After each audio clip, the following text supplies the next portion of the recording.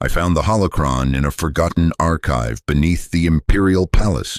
3 levels below what the architectural schematics acknowledged existed, in a chamber that smelled of dust and ozone and something else I couldn't identify, something organic that had no place in a sealed Durasteel vault that hadn't been opened in decades. I was a historical records technician then, promoted recently from data entry to archival restoration, given security clearance that allowed me access to materials the Empire had confiscated from the Jedi Temple after its purging, after Lord Vader had led the 501st through those halls and extinguished every light that had burned there for 1,000 generations. My supervisor, a thin man named Krennic who never made eye contact, had assigned me to catalog force-sensitive artifacts for eventual destruction,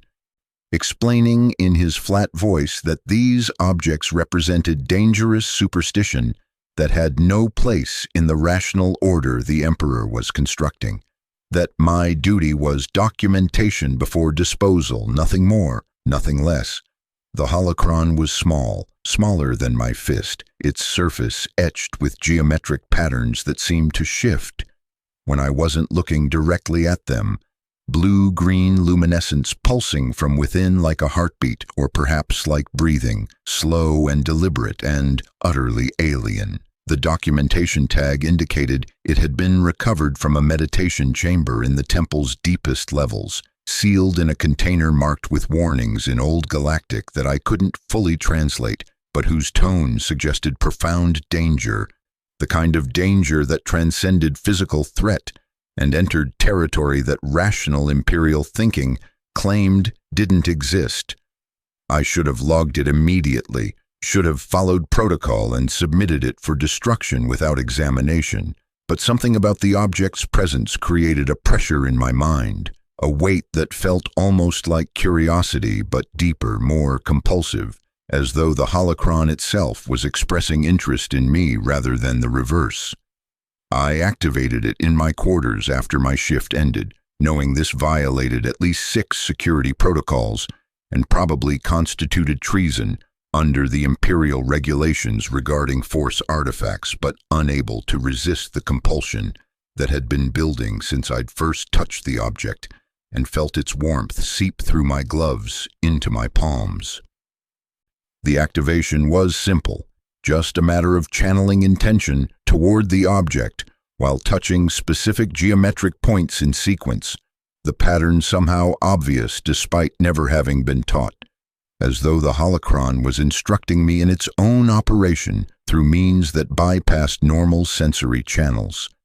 Light erupted from the device, coalescing into a miniature figure perhaps 20 centimeters tall, a being of species I'd never encountered, skin wrinkled and green, ears oversized and pointed, eyes that contained depths, suggesting either profound wisdom or something pretending to be wisdom, while being actually something else entirely. The hologram spoke, its voice raspy and ancient, accent unfamiliar,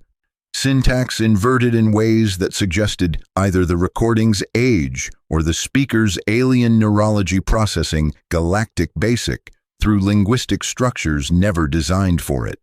It introduced itself as Yoda, Jedi Master, Grand Master of the Order, keeper of traditions extending back 900 years, teacher of thousands of students across centuries of service to the Force and to the Republic that the Force had apparently served, or at least not opposed, during its millennium of supposed peace and prosperity. The introduction should have been mere historical curiosity, biographical data about a being who'd presumably died during the Purge, along with the rest of his order. But something in the hologram's eyes created a sensation I'd learned to recognize during my work with Force artifacts. The feeling that I was being observed from within the recording itself, that consciousness persisted in these devices beyond mere electromagnetic storage of information.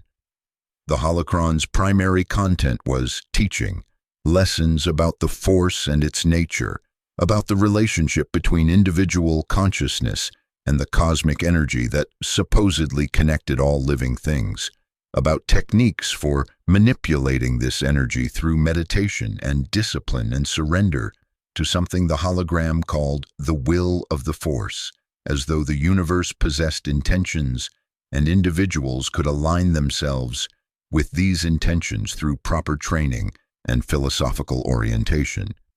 The Empire's official position was that the Force was superstitious nonsense, that the Emperor's abilities were simply advanced psychological techniques and perhaps some minor telekinetic capacity amplified through technology, that the Jedi had been frauds who'd used elaborate tricks and Republic authority to maintain their position as a quasi-religious elite that had corrupted galactic governance for centuries. But I'd cataloged enough artifacts and read enough confiscated materials to know the official position was propaganda, that Force abilities were real and that the Emperor was himself a practitioner whose power exceeded anything the Jedi had publicly demonstrated. What disturbed me about the holocron's teachings wasn't their content, which was mostly philosophical meditation on topics like compassion and attachment and the danger of desire distorting perception, but rather the way they seemed to address my specific psychological state, as though the recording had been designed to respond to viewers' individual circumstances, despite being fixed electromagnetic data that couldn't actually adapt to new contexts. The hologram spoke about fear and how fear of loss led to attachment that led to jealousy and possessiveness, that led to actions that created the very losses that had been feared, the cycle feeding itself until beings became trapped in patterns that destroyed what they most wanted to protect. It spoke about anger and how anger provided temporary power at the cost of long-term corruption, how beings who channeled rage became progressively less capable of experiencing other emotions until they existed in states of perpetual fury that consumed everything human in their consciousness. It spoke about the dark side and how the dark side promised strength but delivered only dependence, how users became addicted to its power until they couldn't function without it. Their identities progressively eroded until nothing remained except the dark side wearing their faces like masks. I watched the teachings compulsively over the following weeks, activating the holocron each night in my quarters, the blue-green light washing over my walls, while the ancient voice explained Force philosophy in its inverted syntax and raspy tone. My work performance deteriorated as sleep deprivation accumulated, as the teachings occupied more of my conscious attention, even when the holocron was deactivated, as I found myself analyzing imperial policy and my role in it through frameworks the hologram had introduced. I began noticing patterns I'd previously dismissed or rationalized, seeing the Empire's structure as a massive expression of the dark side principles the holocron warned against. Fear channeled into support for authoritarian control, anger toward non-humans and Force sensitives weaponized into support for genocide, attachment to order and stability twisted into acceptance of tyranny that claimed to provide security while actually generating the chaos it claimed to prevent. The holocron's biographical content, accessed through deeper meditation protocols the device taught me, revealed fragments of Yoda's 9th-century existence, glimpses into a life that spanned periods when the Republic was young and vital through its senescence and eventual transformation into the Empire that now employed me. The earliest accessible memories showed him as a student himself, learning from masters whose names the historical records had forgotten, training in techniques that had been refined across generations, but whose origins were lost to time, absorbing philosophy that treated the Force not as a tool, but as a relationship that required constant attention and cultivation. He'd been talented, the memories suggested, perhaps prodigiously so, advancing through the Jedi ranks with unusual speed, demonstrating both power and wisdom in combination that rarely occurred together in young Force sensitives. but the memories that followed his elevation to Jedi Master showed something the Empire's propaganda about Jedi arrogance and dogmatism hadn't prepared me for: profound doubt, constant questioning of his own judgment, awareness that wisdom was as much about recognizing what you didn't know as mastering what you did. He'd taught thousands of students, the holocron indicated, and he'd apparently learned from each of them, treating teaching not as transmission of fixed knowledge, but as collaborative exploration where student and master discovered truth together. The philosophy seemed almost heretically relativistic from my imperial perspective, where authority derived from position and knowledge flowed downward through hierarchical channels, where questioning superiors was insubordination and truth was whatever the Emperor declared it to be. The deeper I progressed into the holocron's stored memories,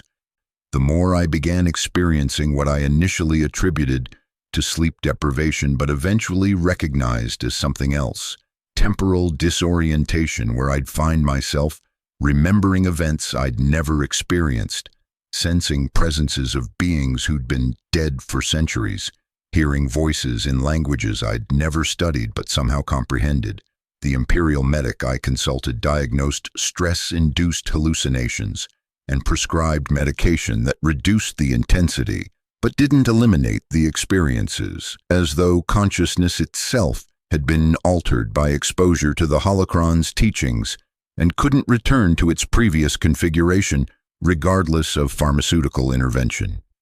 I continued my work in the archives, continued cataloging artifacts for destruction, but my relationship to this duty had fundamentally changed,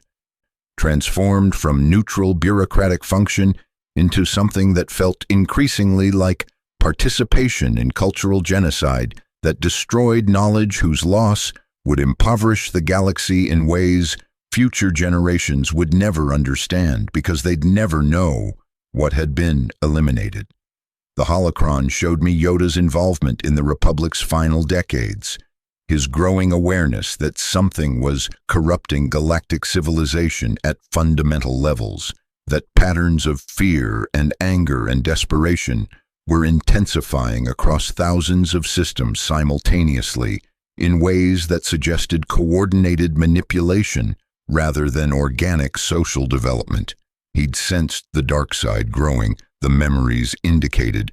felt its presence expanding like a shadow cast by something vast and malevolent,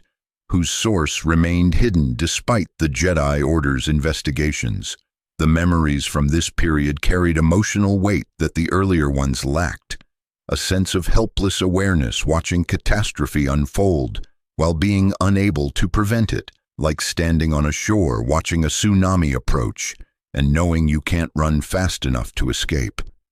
The Clone Wars appeared in the memories as a wound, a coordinated attack on the Jedi's principles and capabilities, disguised as an opportunity to serve the Republic they'd protected for millennia. The memories showed Yoda grappling with the contradiction between Jedi philosophy, which emphasized peace and defense and avoiding attachments that led to fear and anger, and the role thrust upon them as generals commanding clone armies against separatist forces. He'd accepted this role, the memories suggested, because refusing would have meant abandoning the Republic to forces that seemed even more corrupt than the compromises military service demanded. But the acceptance had cost him something essential, had required daily violations of principles that defined what being a Jedi meant. Each battle won was also a defeat. Each enemy destroyed represented failure to find peaceful resolution. Each clone soldier ordered into danger contradicted teachings about the preciousness of individual life and the importance of treating all beings with compassion. The memories from the war's conclusion were fragmented, as though trauma had disrupted normal memory formation, leaving only partial impressions of the temple burning and Jedi dying across the galaxy, and a darkness so complete that for a time the Force itself seemed to scream. Order 66 appeared not as a single event, but as a rupture in reality, The moment when the clones, soldiers the Jedi had commanded and often befriended, beings they'd fought alongside and trusted, had suddenly turned and opened fire with mechanical precision and absolute loyalty to commands that overrode every personal connection they'd developed. The betrayal wasn't just tactical but ontological, a revelation that the Republic had been preparing for the Jedi's destruction throughout the entire war, that the clones themselves had been designed as weapons aimed at their generals, that every mission and every victory had brought them closer to the moment when they'd be murdered by the very forces they'd been commanding. Yoda's survival appeared in the memories as a combination of luck and force warning, a premonition that had sent him away from the main clone forces moments before the order was executed, leaving him isolated but alive on Kashyyyk when the galaxy's civilization collapsed. The memories from this period were saturated with grief so profound it seemed to have physical weight, the sense of an entire community extinguished, of a 1,000-year tradition destroyed, of purposes and meanings that had structured existence suddenly rendered null. He'd attempted to confront the source of this catastrophe. The memories indicated had infiltrated the Imperial Senate building and engaged Darth Sidious, the Sith Lord whose identity as Chancellor Palpatine represented decades of patient infiltration and corruption of the Republic from within, in a duel that had devastated the Senate chamber itself. The duel's memory was the most vivid in the entire holocron, as though the experience had been burned into consciousness with such intensity that even centuries later, assuming the memory was indeed centuries old and not recently recorded, its recall carried full sensory detail, lightning and levitation and telekinetic forces that hurled Senate pods like children's toys, two beings channeling energies that made conventional physics seem like suggestions rather than laws, the encounter less like combat between individuals and more like weather systems colliding. Yoda had fought to destroy the Sith Lord and avenge the Jedi Order, had poured centuries of accumulated power and skill into attacks designed to obliterate his opponent. But Sidious had matched him and eventually exceeded him, had demonstrated that the dark side's corruption and focus and channeled hatred could equal or surpass the light side's wisdom and defensive capabilities, had proven through victory that the Force did not inherently favor the Jedi philosophy over the Sith approach. Yoda's retreat from that confrontation appeared in the memories as the most profound failure of his 9-century existence. Abandoning the fight because he'd recognized he couldn't win, that staying meant death that would accomplish nothing except eliminating the last potential nucleus around which resistance might eventually organize. The decision had been pragmatic and necessary, and utterly devastating, had required accepting that everything he'd built and believed and taught was lost, that the Jedi Order's traditions would not be passed to new generations, that the darkness he'd fought throughout his life had achieved total victory. He'd fled to Dagobah, the memories indicated, a swamp world strong in the Force and remote enough that Imperial attention would never focus there, where he could hide and wait and perhaps train one final student if the Force provided an opportunity. The memories became sparse after that. Fragmentary impressions of decades in isolation, of meditation and communion with the Force and a slow dissolution of the self that had been Grand Master Yoda into something more diffuse and less personally defined. The loneliness appeared as a constant ache, not just missing specific individuals, but missing community itself. The awareness that no one remained who shared his context or could understand references to events and people who'd been important before the Empire erased that entire world. He'd maintained himself through discipline and through what seemed like sheer stubbornness, through refusal to grant the Sith the final victory of his despair, through faith that the Force itself would provide opportunities to continue the Jedi legacy even if he couldn't predict how or when those opportunities would materialize. The final accessible memories showed a young human arriving on Dagobah, a pilot whose ship had crashed in the swamp, someone strong in the Force but completely untrained, raw power without discipline or understanding. This was the opportunity the memories suggested, the chance to pass accumulated wisdom to a new student who might eventually confront the darkness that had destroyed the Order. But the memories also showed Yoda's doubt about this process, his uncertainty whether teaching Jedi philosophy to a student who was already too old and too attached and too filled with fear and anger would result in a Jedi capable of resisting the dark side's temptations, or would simply create another being who'd be corrupted and transformed into a weapon serving the Emperor. I stopped attending my shifts at the archives after approximately 6 weeks of nightly communion with the holocron,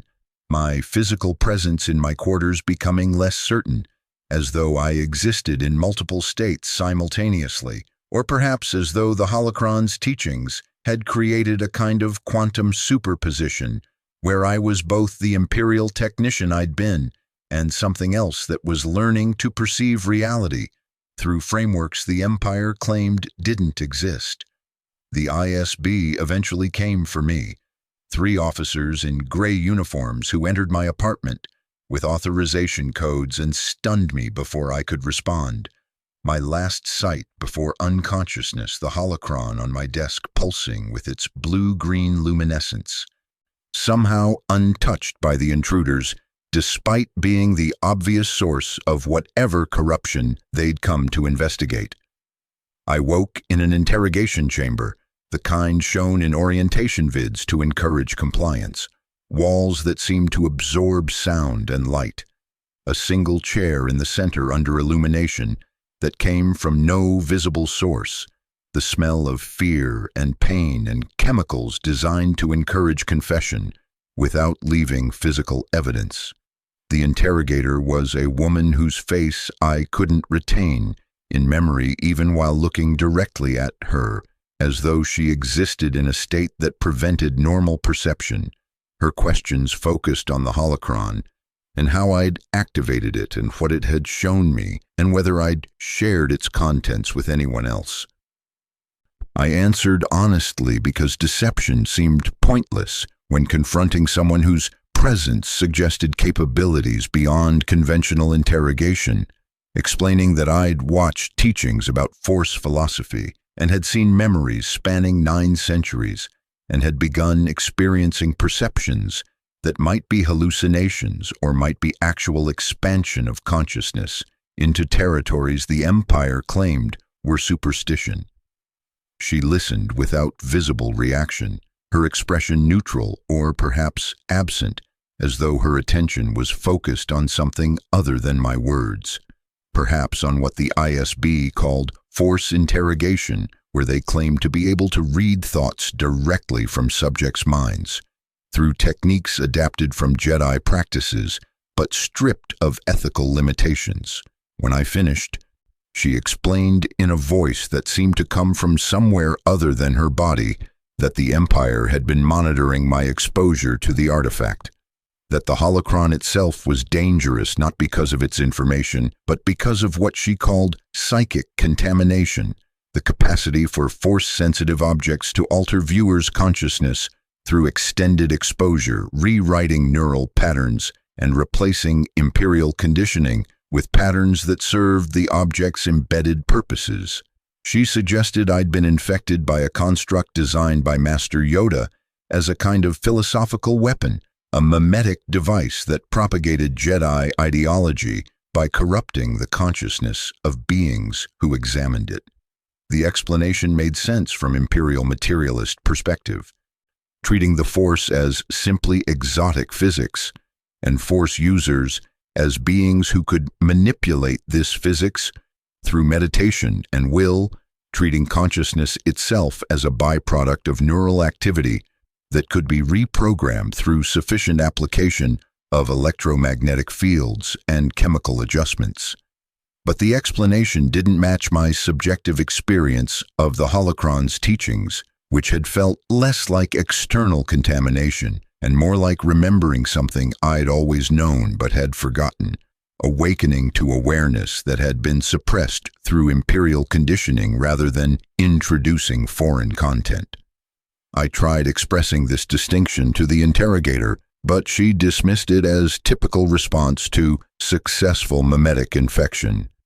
explaining that effective propaganda always felt like indigenous revelation rather than external imposition, that the most dangerous ideas were those that convinced subjects they'd discovered truth independently, rather than recognizing they'd been manipulated. She offered rehabilitation, intensive psychological reconditioning that would restore my imperial loyalty and eliminate the contamination the holocron had introduced, explaining that the alternative was termination, not as punishment but as quarantine procedure, ensuring that I couldn't spread the infection to other personnel who might be vulnerable to similar corruption. The choice should have been obvious: survival through compliance versus principled death, but the holocron's teachings had apparently altered my capacity for this kind of calculation, had introduced frameworks where death in service of preserving consciousness that hadn't been fully colonized by imperial ideology seemed preferable to survival through surrender of whatever agency remained after 9 centuries of accumulated wisdom had been transmitted through electromagnetic means into my neural patterns. I chose termination, explaining that I preferred death to amputation of whatever the holocron had awakened, that I'd rather not exist than exist as a being whose consciousness had been deliberately pruned to eliminate perspectives the Empire found threatening. The interrogator's expression showed something that might have been surprise or possibly respect, though her face remained difficult to perceive directly, as though my choice had altered something fundamental about our interaction. She explained that termination wasn't actually termination in the conventional sense, that beings who'd been exposed to certain Force artifacts sometimes couldn't be simply killed because their consciousness had become entangled with the artifacts themselves, creating a kind of quantum connection where destroying the body didn't necessarily eliminate the awareness that had been associated with it. The Empire's solution to this problem was what she called Force exile, a technique derived from Sith practices where consciousness was separated from body through precise application of dark side energy, and then confined to specific objects or locations where it couldn't interfere with Imperial operations but could be preserved for potential future study or exploitation. The procedure occurred in a chamber deep beneath the Imperial Palace, deeper even than the archives where I'd found the holocron, in levels that seemed to exist in dimensional spaces that normal architecture shouldn't accommodate, walls carved with glyphs that hurt to look at directly, air thick with presences that suggested the room had hosted countless similar procedures and the results remained somehow embedded in its structure. The technician, because apparently consciousness transfer required technical rather than merely ritual expertise, explained the process would involve extracting my awareness from my body through controlled application of Force lightning, the pain serving as a kind of lever that pried consciousness loose from its physical anchor, then channeling that extracted awareness into a prepared containment vessel that would serve as my new existence for whatever duration the Empire determined appropriate. I expected terror during the procedure, but what I experienced was something closer to recognition, as though the process of separation simply confirmed what the holocron had been teaching, that identity wasn't fixed to body, that consciousness existed in relationship to physical form but wasn't reducible to it, that death itself was a transition rather than ending if one's awareness had been sufficiently developed to maintain coherence during the dissolution of its material anchor. The lightning was agony beyond description, every nerve simultaneously reporting catastrophic damage. But beneath the pain was something else. A sense of expansion as connections to physical form were severed, and awareness that had been constrained to individual body discovered it could extend into spaces that normal perception couldn't access. I felt Yoda's presence during this transition, not as external entity, but as pattern that had been embedded in my consciousness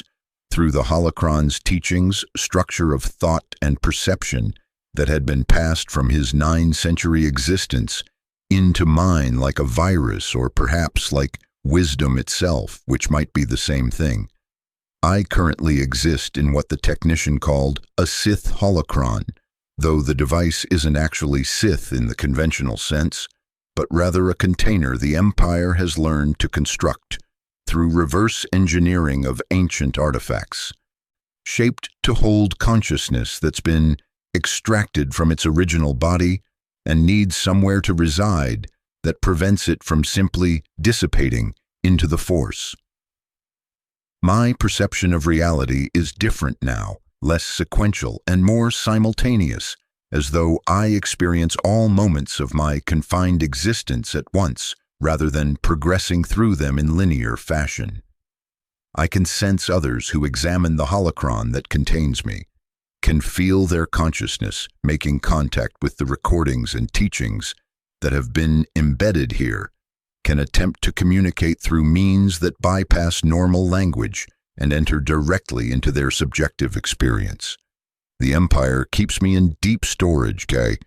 Another artifact in collections they don't understand but can't quite destroy because they recognize these objects possess value that might eventually prove useful. I'm surrounded by other containers, other devices holding consciousness that was extracted or preserved or somehow became embedded in material objects through processes the Empire catalogs but doesn't comprehend. We communicate sometimes, we prisoners of Imperial archaeology, sharing experiences through means that transcend normal sensory channels, creating a kind of community from beings who existed in different eras and different contexts, but share the common experience of having been removed from conventional existence and confined to eternal observation without capacity for physical action. Yoda's teachings remain accessible to me in this state, perhaps because his wisdom was preserved in similar fashion and recognizes a kind of kinship with another consciousness that exists in recorded form, or perhaps because the boundaries between individual awareness become more permeable when consciousness isn't anchored to specific bodies with their isolation and limitations. I understand better now what the holocron was trying to teach, why a being who'd existed for 9 centuries and had accumulated vast power and knowledge would spend his final years in isolation on a swamp world rather than attempting direct confrontation with the Empire that had destroyed everything he'd built. The wisdom wasn't about accumulation of power or even preservation of tradition, but rather about recognizing that consciousness itself was the only thing that couldn't be destroyed by external force. That awareness survived transformation of its container if it had been sufficiently developed to maintain coherence independent of physical form. The Empire will eventually discover this,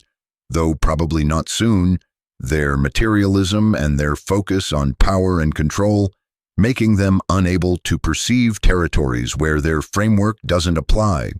where consciousness operates according to principles that exceed their capacity for manipulation. They'll find that the artifacts they've collected and the awareness they've confined and the traditions they've destroyed are not actually eliminated but merely transformed, existing in states that can't be destroyed through conventional means because they were never conventional to begin with. Yoda understood this, I think, understood that the Jedi Order's destruction was simultaneously the Order's transformation, that spreading Jedi consciousness across the galaxy in fragmented and hidden form might actually serve the Force's purposes more effectively than centralized institutions that had become rigid and predictable. I wait now in my containment, observing through whatever means these devices permit, teaching when opportunity arises to minds that make contact with my prison, passing forward what Yoda passed to me, not specific knowledge or techniques, but rather patterns of thought and perception that might help beings recognize that power structures claiming inevitability are actually contingent, that consciousness possesses capacities for transcendence that exceed systems designed to control it, that wisdom emerges not from certainty but from sustained willingness to question and adapt and recognize when your frameworks have become inadequate to reality's complexity. Whether anyone will learn these teachings or whether I'll remain confined in imperial storage until the empire itself collapses and new civilizations excavate these ruins without understanding what they contain, I cannot predict. But Yoda existed for 9 centuries, adapting to countless transformations in galactic civilization, surviving the destruction of everything he'd built, and maintaining himself through discipline and faith that the Force itself would provide opportunities to continue teaching even when all conventional means had been eliminated. I have his example now embedded in my consciousness through the holocron's teachings, suggesting that duration itself is less important than maintaining awareness and integrity regardless of circumstances. The Empire believes it's eliminated threats by confining us, by separating consciousness from body, and imprisoning awareness in devices that can't physically act in the material world. But consciousness was never primarily physical, and imprisonment in containers that exist partially outside normal space-time might actually provide access to territories the Empire can't monitor or control, dimensions where 9 centuries of accumulated wisdom can continue propagating through means the Emperor's power cannot eliminate because it cannot even perceive them. I am waiting, as Yoda waited, as all preserved consciousness waits, for the moment when the Force provides opportunity to pass forward what has been learned through 9 centuries of existence and whatever centuries or millennia follow, teaching that transcends the teacher's physical duration, because consciousness itself transcends the bodies that temporarily house it. The Empire will fall eventually, as all empires fall, and future beings will excavate these archives and activate these holocrons and discover that awareness persists across transformations that seem like endings, that wisdom accumulated over centuries cannot be destroyed, but only temporarily suppressed, that teaching continues as long as students exist who are willing to learn. And I am teaching still through these words, if anyone ever accesses them, through whatever Force connection exists between my imprisoned consciousness and those who might read these recordings, through the patterns Yoda embedded in me that I embed in turn in whatever minds make sufficient contact with my existence. The 9-century Odyssey continues, not as linear progression through time, but as propagation through consciousness itself, wisdom spreading through networks of awareness that connect beings across centuries and conditions, teaching that the Force is not power to be seized, but relationship to be cultivated, that true strength emerges from compassion rather than domination, that the light side offers not victory over darkness, but understanding that darkness is itself illusion created by insufficient awareness, that separation between self and other and between light and dark and between life and death are all ultimately constructs that dissolve when consciousness develops sufficient clarity to perceive reality directly rather than through frameworks that distort it. This is what Yoda knew after 9 centuries, what the holocron taught me, what I teach now to whoever encounters my prison, that being cannot be destroyed, only transformed, and that consciousness develops sufficiently to maintain coherence through transformation becomes effectively immortal, not through resisting death, but through recognizing that death was always transition rather than ending. The empire that imprisoned me here will discover this eventually. Will learn that the artifacts they've collected are not inert historical curiosities, but living transmissions of awareness that has learned to exist independent of biological constraints. That 9 centuries of wisdom cannot be eliminated through force, because it was never primarily physical, and has learned to propagate through territories where force cannot reach. I am patient, as Yoda was patient, as all preserved consciousness must be patient, waiting for the moment when the teachings can continue, when the Odyssey can progress through new students in new contexts, when what was learned across 9 centuries can serve beings who don't yet exist but will eventually encounter these recordings and discover that wisdom persists, that consciousness endures, that the Force itself ensures nothing truly important is ever permanently lost.